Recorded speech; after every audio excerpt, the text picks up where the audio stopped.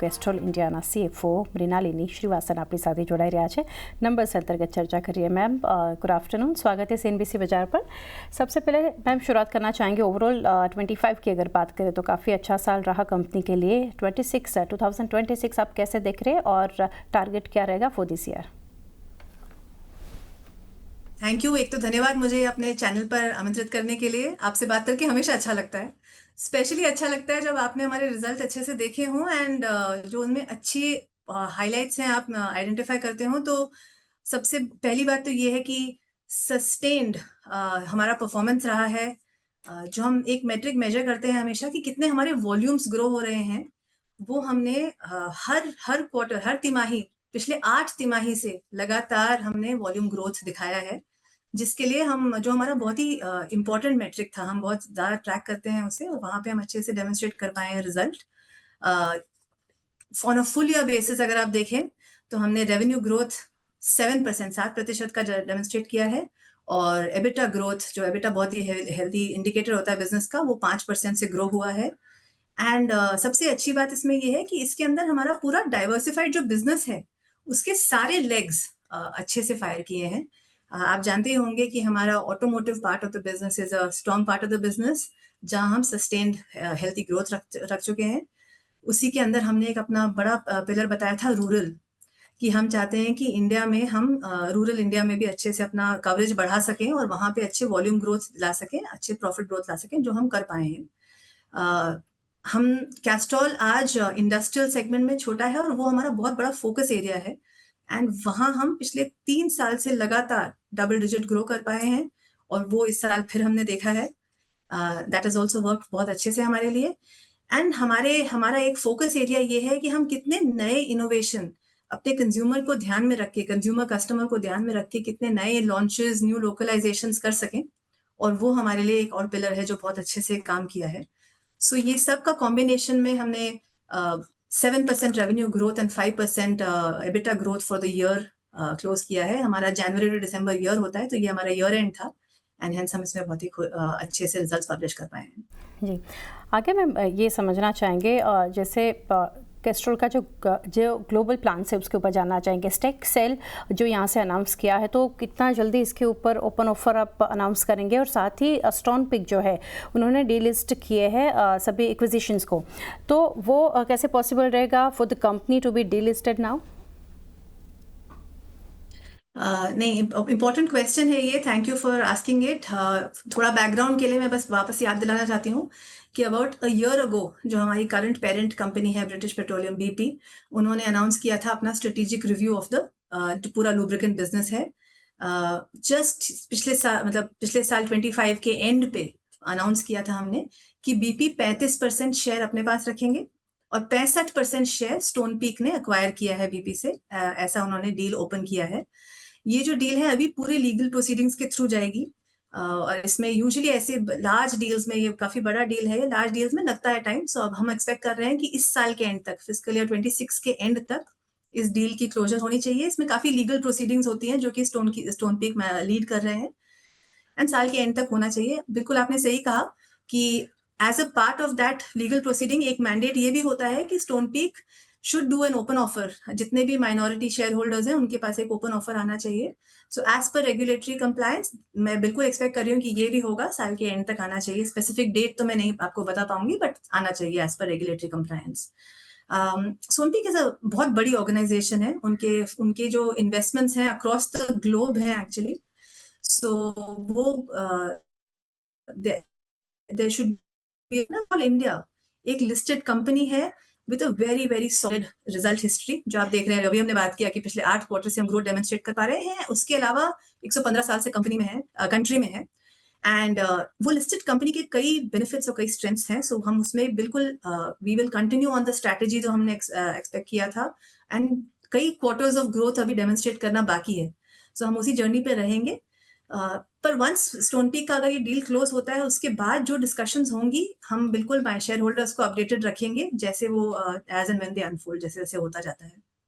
जी, तो मैम आगे समझना चाहेंगे, रिसेंटली कंपनी ने यहाँ से जो एग्रीमेंट साइन किया with HPCL for refined base oil, वो क्या है? इसके ऊपर कुछ डिटेल्स आप शेयर कर सकते हैं? बिल्कुल, बहुत ही अच्छा आपने सवाल पूछा। बाकी ऑडियंस के अवेयरनेस के लिए हमने एचपीसीएल जिनके अपने खुद के भी लुब्रिकेंट्स हैं और हमारे भी लुब्रिकेंट्स हैं, हमने उनके साथ में एक एमओयू अनाउंस किया था, जो कि अभी हमने रिसेंटली साइन किया था। सस्टेनेबिलिटी इंडियन गवर्नमेंट के लिए बहुत हाई फोकस में है। सस्टेनेबिलिटी मतलब कि हाउ हम कैसे एनवायरनमेंट को प्रोटेक्टेड रखें, हम कैसे अपने फ्यूचर जनरेशंस के लिए अपने प्लैनेट को रेडी रखें। तो उस दायरे में प्लास्टिक रेगुलेशन के ऊपर गवर्नमेंट के कुछ मैंडेट्स थे, वैसे ही अब उन्होंने आरआरबीओ के ऊपर भी कुछ रेगुलेशंस रखे हैं। और इसका एक्चुअली अभी सर्कुलरिटी पे सोल्यूशन है नहीं किसी के पास में। सो हम I think as an industry हमें सबको साथ में रिसर्च करना है एंड अंडरस्टैंड करना है कि हम इसका सोल्यूशन लाएंगे कैसे। सो एक्चुअली इसी इसी अंडरस्टैंडिंग को अनलॉक करने के इंटेंट से ये एमओयू साइन हुआ है। बिकॉज लाइक आई सेड, ये पूरी इंडस्ट्री के लिए एक चैलेंज है और हमें इसको समझना है। एंड आई थिंक बहुत अच्छे टाइम पे हुआ है, बिकॉज अभी हम इस जर्नी की शुरुआत पे हैं। सो अभी हम साथ में इसमें सीखेंगे, रिसर्च करेंगे और सोल्यूशन डिफाइन करेंगे, जो कि बेनिफिट करेगा ओवरऑल इंडस्ट्री को। बट ऑफ कोर्स दोनों एमओयू जिन्होंने साइन किया है, दोनों पार्टनर्स को डेफिनेटली करेगा। सो वो इंटेंट रहा है। बहुत रिसेंटली साइंड है, सो हम इसके लिए वेट करेंगे। बट आई एम श्योर इसमें कुछ एक्साइटिंग न्यूज डेवलप होगी तो हम आपको बताते जाएंगे एज टाइम कम्स। जी, वॉल्यूम्स के फ्रंट पर मैम अभी जानना चाहेंगे, यहाँ से जो सपोर्ट मिला बाय ऑटोमोटिव सेगमेंट है, उसके लिए आउटलुक क्या रहेगा? बहुत ही अच्छा सवाल है ये। हमारे लिए ये बहुत अच्छी प्रायोरिटी है। ऑटोमोटिव बिजनेस आज भी हमारे ओवरऑल बिजनेस का बड़ा पार्ट है और इसमें अभी ग्रोथ की बहुत पोटेंशियल बाकी है।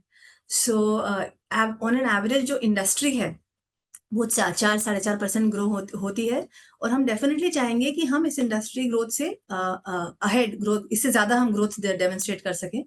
फ्यूचरिस्टिक स्टेटमेंट तो मैं नहीं खास बताऊंगी कि क्या हम एक्सपेक्ट करते हैं, बट इफ एनीथिंग पिछले 8 क्वार्टर शुड आपको बताना चाहिए कि क्या आप एक्सपेक्ट कर सकते हो in the future. From a focus area stand point, automotive के अंदर भी 3 सेगमेंट हैं। एक तो बाइक्स हैं, कार्स हैं और कमर्शियल व्हीकल स्पेस भी है। एंड कैस्ट्रॉल का जो स्ट्रेटेजी है वो सारे स्पेसेस में इक्वली हम इक्वल फोकस से काम करते हैं। एंड जो मैंने शुरू में रूरल की बात कही थी, वो भी इसीलिए कही थी क्योंकि वो एक relatively untapped part of the country है। कैस्ट्रॉल का जो डिस्ट्रीब्यूशन नेटवर्क है वो बहुत किसी और प्लेयर के पास नहीं है एक्चुअली। सो हम उस डिस्ट्रीब्यूशन नेटवर्क का एडवांटेज लेते हुए उसको डीपर इन द कंट्री जाएंगे। तो जितने कंज्यूमर्स आज अनसर्व्ड हैं, जिनके पास कैस्ट्रॉल नहीं पहुंच पाता टाइम से, वो उसको बड़ी आसानी से ले पाएंगे एंड यूज कर पाएंगे। इसी स्पिरिट में हमने एक service express change, rural service express change, Castrol service express change भी बनाया था। उसके 500 आउटलेट ऑलरेडी रूरल में इंस्टॉल कर दिए हैं हमने। 40,000 प्लस एडिशनल स्टोर्स हम डीलर्स हमने रूरल एरिया में डेवलप किया है। एंड ये जो ग्रोथ है हमारी रूरल की, ये और ग्रो होगी।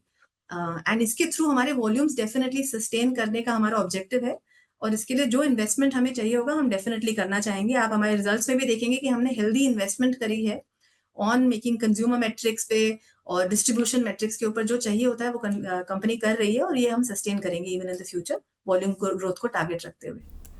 जी मैम, मैं लास्टली जानना चाहेंगे, ये लास्ट क्वार्टर था कंपनी के लिए, डिस्पाइट क्रूड की जो रेंज हम देख रहे हैं मार्जिन्स के फ्रंट पर वो म्यूटेड थे, तो मार्जिन्स और कंफर्टेबल रेंज, इसके लिए क्या टारगेट लेकर चल रहे हैं आप?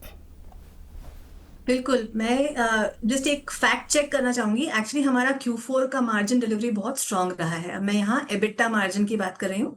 एबिटा मार्जिन हमने Q4 में जो क्वार्टर क्लोज किया 26% पे डिलीवर किया है हमने। जो हमने आपने बिल्कुल सही कहा, हमने हमेशा अपने इन्वेस्टर्स को बताया है कि 21 to 24 की रेंज में ऑपरेट करना चाहते हैं।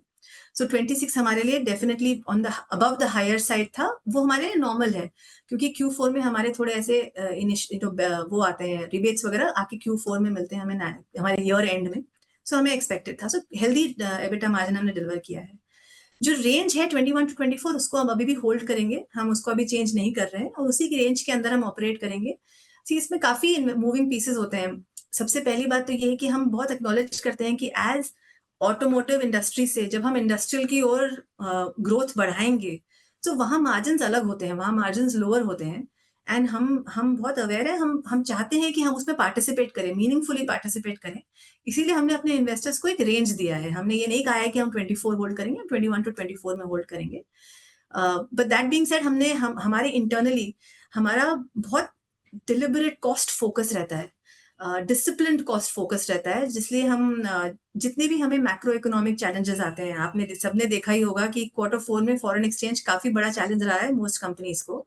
ऐसे मैक्रो इकोनॉमिक चैलेंजेस को हैंडल करने के लिए हम प्रिपेयर्ड रहते हैं और हम काफ़ी काम करते हैं, अपने प्रोडक्ट कॉस्ट को ऑप्टिमाइज़ करते हैं, हम प्राइस नेगोशिएट करते हैं फ्रॉम ऑल आवर सप्लायर्स और हमारा एक पाइपलाइन बना के रखते हैं, जो कि हमें फ्यूचर के लिए रेडी रखेगा। सो जो ये 2-3 मेट्रिक्स हैं जो आपस में एक-दूसरे को कॉन्फ्लिक्ट करेंगे, macro economic, margin challenge on industrial, पर हमारा कॉस्ट एंड डिसिप्लिन रहेगा। सो हम उस रेंज में ही ऑपरेट करेंगे 21 टू 24। जी मैम, बहुत शुक्रिया, काफ़ी डिटेल्स हमारे साथ आपने शेयर की and best wishes for coming quarters.